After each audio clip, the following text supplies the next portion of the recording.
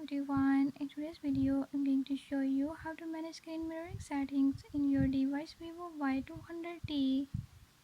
In this video I'm gonna tell you how you can do it.